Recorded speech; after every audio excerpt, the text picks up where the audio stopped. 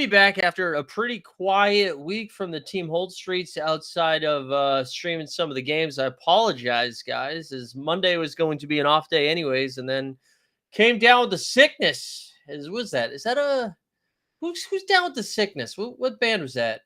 Is that real? Is that my Armenian brethren down with the sickness? Why I can't? I'm blanking on the band. Anyways, whatever. Good to be back. I don't know if we're just not disturbed. It's we have to figure this out. Was disturbed. It was disturbed. Excuse me. It was disturbed. Congrats to Sneeps and ye old lentil spot. All right, we're back, baby. We're back. I don't think we're at full strength yet. I don't know how long this will go, or how my voice will hold up, or how sweaty I'll get up in here. But wanted to talk a little hoopy hoops because we had some fun stuff happen yesterday. Shout out to everybody that tuned in for Team USA versus the Serbs. That was a fun one. So we're going to talk a little bit about that. We'll talk about the semifinal, little finals matchup. We're going to spend just some good time together going over some Kevin Durant tweets because two funny things happened today. He was tweeting like crazy, and then everyone did a bad job figuring out time differences. So, like, can you believe Kevin Durant got up at 5 a.m. to tweet these things out? You fucking morons. It was 11. But let's start with that. Actually, let's start by saying who's here. You know what I'm saying? We got Matty Harrison in the house. We got Sneeps is here. Weisberg, the common man on vacay, is here. Yield Lentil Spot. We already talked about Matic Otto, the common man biggest. Yeah, and if you guys are watching over on the YouTubes, thanks for joining us. Feel free to pop over to the playback streets. But let's go. Yesterday was probably one of the more exciting international games I remember watching in a very long time. And I said this during the Euro Cup and then also Copa America. I don't know what it is. I don't know if it's my inherent whiteness, but I get very excited for like international conflicts and matchups. So it was, I just get so jacked up for Olympic play and international play. And this game delivered. Both of the games delivered. Ever since we got to these knockout rounds, the games have just been ramped up. And they've been a lot of fun. And to see Serbia come out as 16-point dogs and just shoot the lights out of the gym. You had Bogdan Bogdanovic just throwing up the Melo triples right into Carmelo's face, which everybody was like, the disrespect of him doing that was hilarious because, like, obviously it all comes from a level of respect. Not everybody is as hateful as everybody else. You know what I'm saying? That came from a place of love. But Bogey was on fire. His final line, he went 8 for 18 from the field, finished with 20 points and 4 boards. The Jokic went for 17, 11, and 5. Avramovic, he went for 15. They were lights out from 3 early on, built up a big lead. And my biggest takeaway from the first half is, can we get Bogdan Bogdanovic on a competitive basketball team for this 2024-2025 season? He's too much fun to watch. He's an absolute killer. We saw a little bit of it when Atlanta went to the Eastern Conference Finals. We get some of it in Sacramento. We need Bogdan somewhere else, okay? I don't want him to get lost in the Trae Young sauce, okay? Get him just maybe till February. Maybe it's not till February. Let's get him out. Put him on a playoff team that needs another guard for a push. I still remember right before he ended up going to Atlanta, Milwaukee. Remember that? They had like the misreported deal. And then I think Milwaukee actually got fined for like wheeling and dealing outside of the parameters of when they could be negotiating. But man, we just absolutely need him somewhere else. No more Atlanta, okay? We need to, and then we can watch Kobe Buffkin run around, Richache, right? Jalen Johnson. Let all these young guys spread their wings. Let's get old man Bogey's probably got 4 or 5 like real years left. Get him on a competitive team, please. Let's go back to the game. USA down double digits heading into the fourth quarter. Derek White comes in. He only played, what was it, like 8 minutes? I think 7 minutes. And in his last second of most likely his Olympic basketball journey, he goes out there, fouls a 3-point shooter who knocks it down. Ends up being a 4-point play. Brutal stuff. And so they go into the fourth quarter with an 11-point lead. And then all my old heads rose up. All right. It was an incredible fourth quarter. Steph Curry, obviously, we need to give him a little bit of love because while Team USA could not get anything going, they only scored 23 points in the first quarter. Steph had 17 of those 23. He finished the game 36 points. I believe he had I believe it was like 21 and 15 or something like that. 21 in the first half, 15 in the second half. Finishes 36 points, 8 boards. The only one rebounding in the fourth quarter for Team USA was Steph Curry because Joel Embiid, who was incredible on one end of the floor, refused to put his butt into a belly to grab a board on the other end. I'm not going to use this time to hate on Joel Embiid. He had a great game, but Steph was the one that was boarding. But he kept them in this game this whole time because nobody else had anything going. Durant had some foul trouble in the first half. He barely had anything. His final line, he only gets to 9 points. There was only 3 USA players in double digits. It was Steph with 36, Joel Embiid finished with 19, and then LeBron, shoulder shrug, Wash Kings goes for trip dub, 16 points, 12 boards, 10 dimes. LeBron only took 9 field goals attempts, made 6 of them, 6 for 9. Nice. He was great. And it was just an incredible run down the stretch from Team USA where when everything mattered most, they were able to lock them up. I believe, and correct me if I'm wrong, I'm sure somebody in the chat knows, the Serbian team finished 15 for 39 from 3. And I believe they were 15 for 29 heading into the fourth quarter and then went 0 for 10 from 3 the rest of the way. And it was just like incredible defense. Now, they also got bailed out a couple of times. There was that one possession where I think LeBron took a 3 like way too early and his shot clock was trying to go game blouses. Somebody's left for a wide open corner 3 that came up a little bit short. And I think it was Steph grabbed another board. And then I mean, listen, Kevin Durant hit one of the toughest mid-range jumpers. I mean, we've seen him do it time and time again, so it's probably not surprising to see KD knock one of those down, but just a tough bucket when it mattered most.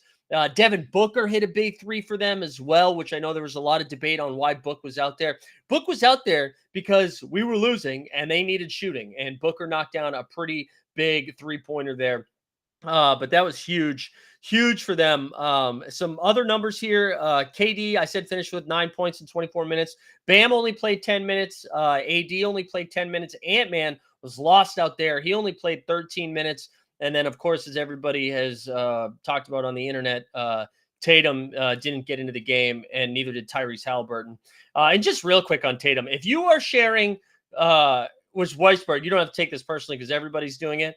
Like, if you are surprised that 100-year-old Bob Cousy is like they should have played the Celtics, or if Wyc Grousbeck is mad that they didn't play the guy in his team, or that Jason Tatum's mom's upset, yeah, no shit.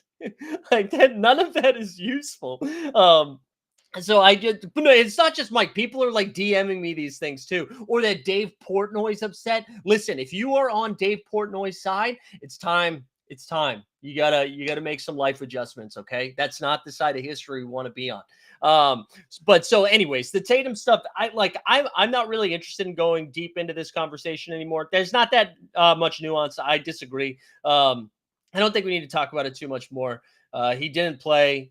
People are now speculating based on nothing really, except for that they think he's unhappy, so he won't come back 4 years from now. I know a lot of people were sharing the quote from the Bill Simmons pod too about how Simmons was like, well, now he might not play in 2028. And I thought House and Rob Mahoney did a good job of being like, well, do you think Team USA would have won this game if Tatum got some of those minutes from somebody else? And they were like, no, probably not. So yeah, if you want to be concerned about 2028, I get it. I think it's pretty important to win right now too. So I don't know what to tell you. And I mean, it's the same stance I've had the whole time. I think it makes sense to think that Tatum should have played a few minutes. I don't think we should have revolutionary war because he's not getting minutes. And I think people who are out there losing it a little bit is just kind of, I don't understand. I don't understand the energy.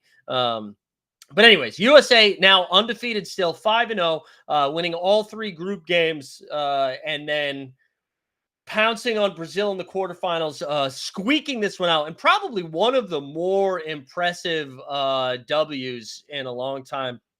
Yentl Spot says, why can't we acknowledge JT is awesome and not make these 3 weeks a bottom line? Yeah, you're right. I don't understand. I think both things can be true. That yes, he is an all NBAer, but he plays the same fucking position as LeBron James and Kevin Durant. Like I don't know what you want. And if Tatum was playing better in the group games going in, he'd be playing more minutes right now. If he was consistently knocking down an outside jump shot, he'd be playing more minutes right now. But I don't think he is. I thought one of the best takes that I have seen so far on the internet. Shout out our guy Taco Trey Kirby, Trey from the No Dunks. They had a good show this morning. If you missed it, you should go check it out. I'll share it into the chat. But for those podcast listeners, he said if Jason Tatum were better than LeBron and KD, he'd be playing a ton. And that's not the take, that part of the take that I'm interested in. He then said, I now think part of the reason Kawhi went home is because he didn't want to get Tatumed. Now, that is next level chess thinking that I'm looking for. If you were going to tweet out takes, this is what I want. That's excellent stuff right there. I don't know if that's true or not, but man, I love it. I love it. Great take that Kawhi's healthy. If you're a Clippers fan, you love this take. You're like, yeah, dude, it's not the knee. The knee's fine. He's about to put up 35 and 12 every night in the toilet bowl. So Kawhi, healthy as hell, just didn't want to get Tatum. But we'll see what happens. So they will take on the Francais, Team France, who beat down Germany earlier in the day, 73-69. This game was fun. Germany came out. And remember, too, Germany played France in the group games and beat the piss out of them. And they come out in the first quarter, and they were dominant early. They were up 25-18 at the end of the first. France held Germany to 8 points in the second quarter, and that is when the game flipped. Dennis Schroeder, who has turned into like Kobe on the international stage, got clamped up in this one after a hot start, did nothing. Went 3 for 11 from three. And if you watch this game, a lot of these 3-point chucks were just like way out there, just hero ball type shit that was no dice. He finished the game with 18 points on 6 of 18 shooting, only 4 assists. Franz of the Wagners, he had 10 and 8. Mo of the Wagners had 4 points. Just not a lot going on. Daniel Tice had 8 points and 11 boards. Shout out the Tice Army. But just not enough. Not enough because the French team, and this is, if you were trying to find like what is the Jason Tatum equivalent story for Team France, it's that Rudy Gobert got benched and all of a sudden France has been good.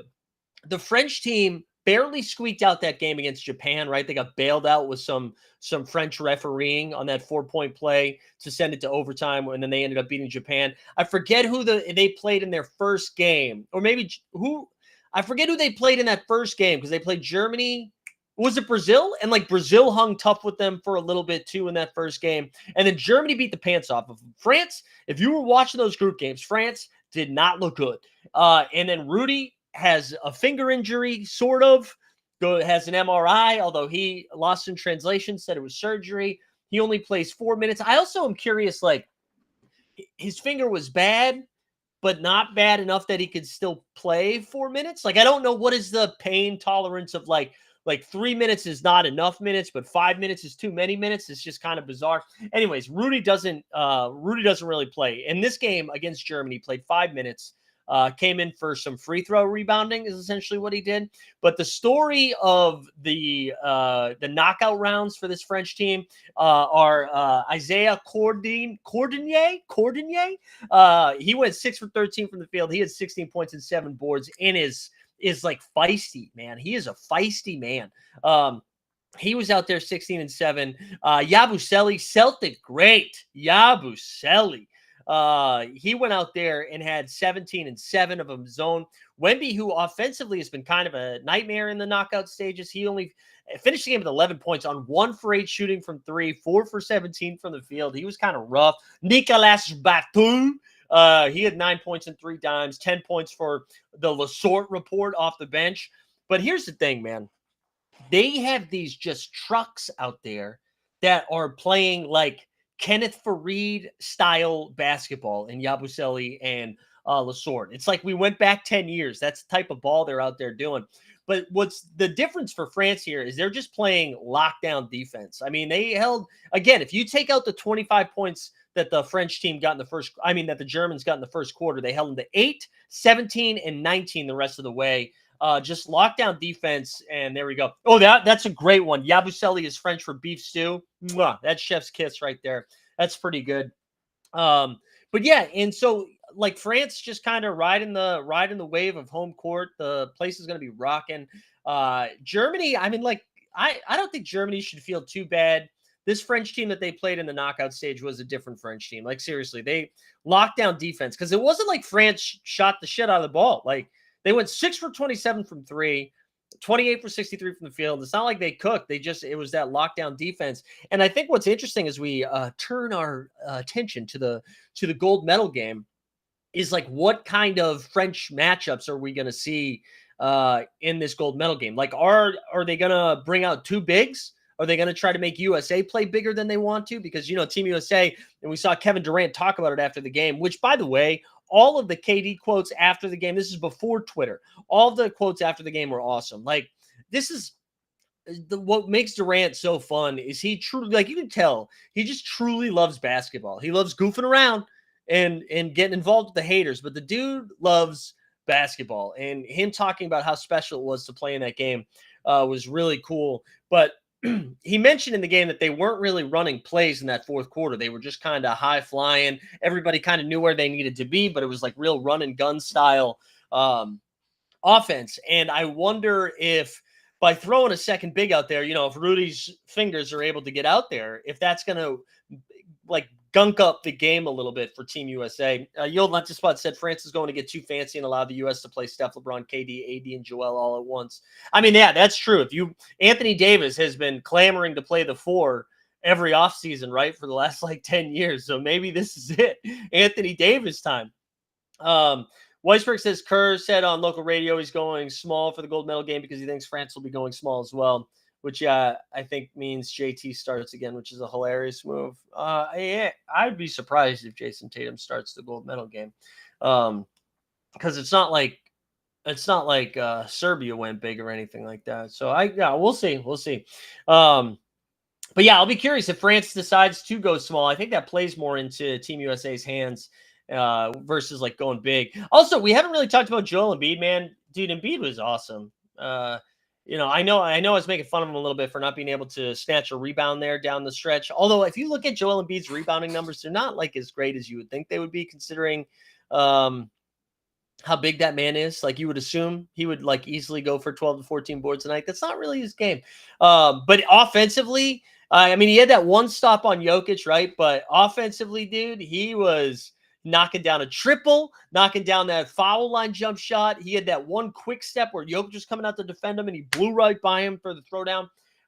He also had that dunk where he kind of fell down. That was fun. But yeah, shout out Embiid. I got to tell you though, as a Celtics fan, which most Celtics fans probably don't know that I'm a Celtic fan right now because I refuse to jerk off in that Tatum conversation. But as a Celtics fan, it was pretty weird rooting for Joel Embiid. It doesn't feel good. It like that again, that dunk when he fell down, it felt uncomfortable being like, oh, you got to call a foul there. Like it didn't feel great rooting for Joel Embiid. I'm happy I only have to do it for one more game. He was trolling a little bit after the game. He even mentioned that he might play for Cameroon next go around in the Olympics. But he was just fucking around a little bit. But I think that. Yeah, it was a good. I'm glad I only have to do it one more time. Only one more time for Joel Embiid. But anyways, what a fun game. Also, one quick note on Nikola Jokic. Can you imagine what the conversation would have been like if Jokic beat that Team USA? I mean, I just can't. With like Bogey, who's great, Abramovich, whatever, that bitch. And then Micic, like that, it would have been crazy. It would have been I mean, even the fact that they took him to the brink. Also, there was a great clip of Jokic and Ant-Man like goofing around a little bit after the game. I don't know. Maybe it's the sap in me, the sentimental. I'm enjoying this. I'm enjoying this run. But let's get into some of Kevin Durant's Twitter because and I'm sure a lot of you have seen this morning. Oh, Will deleted his tweet. That's too bad. We're just going to go through some of KD's mess this morning, which was great. Again, I can't stress enough how confused people were with time change, that it was 11 a.m., not 5 a.m. when this was all going down. But it started with KD was just saying Will's upset. And it's basically there was a lot of conversation around Nuggets fans rooting for Nuggets fans who are American rooting for Serbia because of Jokic. And then there was a lot of discourse around how like Booker's not likable and stuff like that.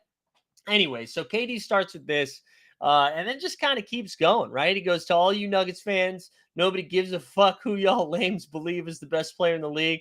Players got major respect for Joke. We don't worship him like y'all, but most are in awe of his brilliance. Trolling you cornballs for rooting against us and is a part of the game. Deal with it. I love this. I need more of this. There was more of it. He goes, and then I thought this was kind of interesting. He goes, let's talk about the fan culture that's been created recently. A lot of huge egos who believe they are the reason for the advancement of sport. A lot of idol worship, a lot of hate and division based off wins and losses, a lot of disrespect of the work being put in by these incredible athletes, mostly by people who don't know what it takes to be good at anything besides talking. Go do something and get out of the way. I like it, man. KD feels free. He feels free. That's what y'all do, y'all clowns. You use players to push these corny agendas you got. This is a brotherhood, fam. You're not a part of. It's a problem now because social media got you clowns walking around your chest out like you mean something. You don't. Your takes don't matter. Just incredible, incredible. One. The swipe of one that was a reply, right, where he just says, "Where are you from?" Let's see. It was, yeah. Swiper said Serbia just took the most talented team in the history of the planet with a medal on the line. Team USA was a 16-point favorite. The whole country should be proud. And then he just asked, "Where are you from?" Which is, yeah. And I liked it. I liked it. That's a great tweet. It's a great tweet. I just think, man, he seems happy. He's this like if Kevin's not tweeting, I'm concerned he's not happy. I like this. There's Jeb. Jeb was trying to get involved too. KD joined his stacked super team and then gets upset when people root against him. Jeb was getting involved. I'm here for it. I'm here for all of this. I just I like it, and I'm curious though if Kevin is just like enjoying himself on vacation over there on his way to a gold medal, and he's just having some fun, or is this what we're gonna get in the future? Is this what we're going to get in the future? Speaking of Kevin, there was one clip I wanted to play. I don't know if you guys saw this interview, and we'll just play the whole thing so I can rest my voice here for a second. Here it is. So it's like a 4-minute interview, but he's got, and I think we'll only go to like the 2-minute mark or so. He's just got a great line in here about what Steph's performance was. But this is kind of what I was talking about, where like you can just tell this guy really enjoys basketball. So hold on, let me get into the full screen mode here. Experienced a lot of games in your career. What was that like? Yeah, that was at the top. That was at the top. One of the best games I've ever been a part of. For the simple fact that uh, we dug deep in down 15 that late in the game. I think we were down with 15 with like 11 seconds to go in the third. And the fourth quarter dominance that we showed, I think we won with 34 to 15, 14. And by our defense and getting out and running transition, we barely called plays. We just played off of each other well. You know, it was a lot of nonverbal, actions out there. Guys just knew each other were going to be on both ends of the floor. It was special, especially to be a part of Steph Curry. We talked about each game. Somebody have to step up. It might be your night, and he came and had the best night out of anybody the whole tournament. So incredible to watch him knock down shots to keep us afloat. Bron playing extremely hard the whole game. It was incredible, man. Joel was insane tonight. I just love what everybody did. There were 5 MVPs on the court at the end. All of you wanted it so badly. That's kind of a unique moment in basketball history. Yeah, it is. I think this game is going to go down as one of the most memorable games for anybody. You see Jokic on that end doing what he can do to will his team to victory. Then you got MVPs on our teams. You also got to give other guys credit too, like the Bogies. And sorry if I'm forgetting number 30's name, but he played a great game for them as well, shooting it. And their whole team played extremely well. It was just high level basketball that people could enjoy down to the wire. It was great entertainment, but it was also great basketball. What was the conversation you guys were having with each other in that fourth quarter? We just wanted to get it to single digits by 7 minutes. And that's all we were talking about. Get it to 5 or 7 with 5 minutes to go. But we looked up, we down 5 with like 7 minutes to go. I'm like, all right, we're in a good spot right now. So defensively, we turned it up even more. We got stops when we needed to. We made them miss. We got a couple lucky bounces too as well, because they got an open three there when they were down 2 miss. But that was just the momentum of the game. Us playing great defense the whole quarter. They get a shot that looks like they're not in the first quarter. They'd have made that. So in the fourth quarter, they didn't make that shot because the pressure we put on them throughout that fourth. It was just incredible basketball. I was glad I was just on the court for that. You've gotten to experience so many of Steph's big performances. What made this one special? Just because he was, everybody's trying to find their rhythm within the group. We stepping 5 at a time. Some guys playing roles they haven't played before, and like I said, we talked about guys. It could be any guy that had that moment. So knock down his first shot, but to get us going in that first quarter, man, I think he had 17 in that first quarter, 17 of our first 20 points. Guys were looking for him. His energy was high. He was turning around, shooting the ball, turning around. It was just a regular Steph game, and I think he was searching for that type of game the whole Olympics, and to have it right here, especially when we needed it, it was special to see. It was God talking through him tonight. Dude, I love that. I love that line so much. It was God talking through him tonight. That's a great line. That's a Hall of Fame line. That is a Hall of Fame line. It was God talking through him tonight. A+ line for Steph. That was great. That was great. He mentioned though the one thing about and we talked about this as the game was going on live. But in that clip, he mentioned about subbing 5 at a time.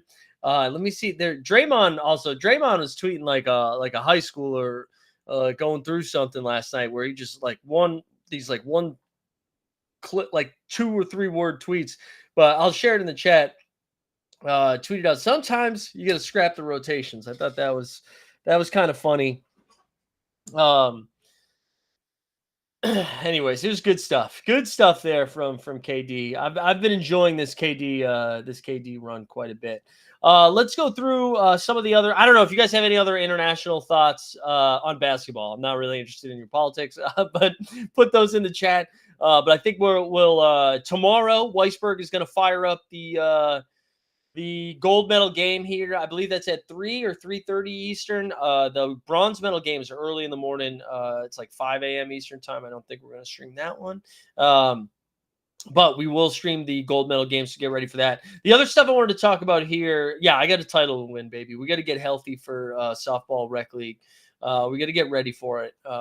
Big game tomorrow. It'll be our first championship, I think, in my my dirt softball era. So, and I got to get healthy for it because I'm still not 100%. I still can't hear out of my left ear at all. It's brutal.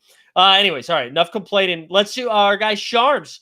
Shams Charania was bringing out the Christmas Day game. So we've got the Spurs at Knicks. I'm assuming this is going to be the timing of the games too, like in order here. We get Spurs and the Knickerbockers. We get the Timberwolves and the Mavericks, little rematch of the Western Conference Finals. Then we've got the Sixers and the Celtics. We've got the Lakers and the Warriors, and the Nuggets and the Suns. So the most notable, like the game that I'm probably most excited about is Timberwolves and Mavericks, and Sixers and Celtics. Those two will be the most fun, I think. I think when you think about snubberoonies, right? Kind of wild that we have no Giannis in the Bucks. And then I've got to follow a lot of OKC Thunder bros on Twitter, and they're real mad. And I think rightfully so. They are the favorites to come out of the West. They have a top 5 player in the league right now. They've got a bunch of, what a pro wants, what a pro need, right? We got a lot of that. We could play that commercial a bunch. So I think the Thunder Bros are a little bit upset. And I think when you look at these teams, there were 3 teams that stood out to me, and which I understand why all of them are playing. So, before anybody tells me it's about marketability and ratings, yes, I fucking know. But Wemby playing against the Knicks, I think, is kind of boring. I'm not really interested in. Well, I don't think we should be putting the Spurs on national TV. I like Wemby is a spectacle, but I think you should have to pay for League Pass. Timberwolves and Mavericks, I'm happy to see that. The Lakers-Warriors game, that is a play-in basketball game. That is play-in energy, right? I think when you look at all the teams playing, the 3 worst teams on the slate, standing-wise, will be the San Antonio Spurs, the Los Angeles Lakers, and then the Golden State Warriors, right? Those are going to be the 3 worst teams. And so the fact that the Bucks aren't playing is kind of nutso. Really just the Bucks and Thunder. But who knows? Maybe, as Weisberg said, yes, of course, that's why they're playing, because it's the Lakers and it's the Warriors and it's Steph and LeBron. And how many more times are we going to get them to be even around for Christmas Day games? I get it. But whatever. That's the action we get for Christmas. But yeah, that'll be fun. I'm excited for the full schedule release. I'm getting hyped for the NBA season. That's what this Olympic run has done. It's got me ready. No, I don't want to talk about NBA gossip anymore, NBA rumors. I want to fire up some games. The other piece of news that happened this past week was Lauri Markkanen. I know, listen, all of the Warriors people on Twitter, they had all of these trade deals they put together. Lauri is staying with the Utah Jazz. He waited until August 7th or after August 7th to sign this deal, which is basically a 220-something max, right? He is not eligible to be traded to any team until after this season. So he will be on the Utah Jazz for the whole season. And yeah, to Weisberg's point, the final offer was Moses Moody and some picks, I believe. And so there was no way he was going to go for anything like that, especially because it's Danny Ainge, baby. Danny Ainge isn't going to get fleeced. It does bring into question, like, what the fuck Utah's doing this year? Like, or do you think Utah shuts their guys down like super early? Because they still somehow, Jordan Clarkson and Colin Sexton are both still on the roster, even though they've been in trade rumors. They still have John Collins, which is pretty surprising. Lauri Markkanen, who now is going to be there. Like, are they going to be shutting guys down early? Does Walker Kessler eventually get moved? So I'll be curious to see if they do the same thing where they play, the first half of the season as hard as they can, and then me and 2 other guys in the chat get to play for the Jazz from February on. But yeah, that was like the only other piece of NBA news, I believe, right? The schedule, Lauri Markkanen. Let me just really look at my agenda quickly. I don't think I missed anything else, right? Anything else the chat has for me that they wanted to get into? I think that was kind of it. Let me just double check here. I don't have any other good. Shut up, my Armenians that won some medals, huh? We got a silver and a bronze this past week. Actually, 2 silvers and a bronze. Charles Barkley's not retiring. I don't really care about that. I think we all kind of knew Chuck was still gonna. I guess it's surprising he's staying with TNT, but like they're paying him like $20 million a year. Of course he's staying. Where do you guys think he was going? Like, it was whoever's going to give him $20 million a year. That's where he's going to go. But I think that's it. I don't think we have too much else for basketball related stuff. I'm still working on, if you guys aren't following all of the other YouTube channels, please do that. But we're still working on a fantasy basketball video that should go up either today or sometime over the weekend. Again, once the health's at $100P, we'll be back at it. But we've been watching a lot of Mission Impossible movies, a lot of Olympics, and a lot of NyQuil. That's kind of been the last 3 or 4 days. Oh, Stan got I got canceled in the Top Shot Discord for agreeing with the dude who said he didn't want to receive NBA notifications. What? You got canceled? Oh, like canceled. I thought you got banned. Yeah, listen, I mean, I disagree with your take, but I don't think you should be canceled for it, unless you were saying derogatory things, Stan, which is not below you, Are you burning up the underdog draft streets? I've been doing some baseball still. I had a decent night in the baseball streets last night. Still doing some NFL drafts. I'm trying to do a couple NBA ones a week. I think I'm up to 16 NBA drafts. So I'm still trying to do those. Slowing down a little bit on the NBA, though, as I've been ramping up some football and MLB stuff. That's kind of what I've been doing. It's true. There you go. Yeah, I'm going to get that tattooed on my chest, you old Lenti spot. Lentil. I don't know why I keep saying Lenti. I'm having a tough time reading. But anyways, guys, I think we're going to call it there. I'm hoping to be like fresh and ready to go on Monday and have some stuff ready to go. So hopefully we're back for that. In the meantime, make sure you tune in tomorrow for the gold medal game. Appreciate everybody hanging out for this. Look, we made it 35 minutes. I'll take that. For the first show back, 35 minutes is great. It's a good warm-up. It's a good warm up. So we'll be back this weekend. Go USA. I think I'm rooting for the Serbs for the bronze medal game. I think I am. And then listen, I want everybody, if you haven't gotten a chance to catch up on the Kevin Durant Twitters, go do it. Go do it. Catch up. Go catch up on KD. It's like a nice evening read, But I hope you guys have a great weekend. We'll be back on Monday.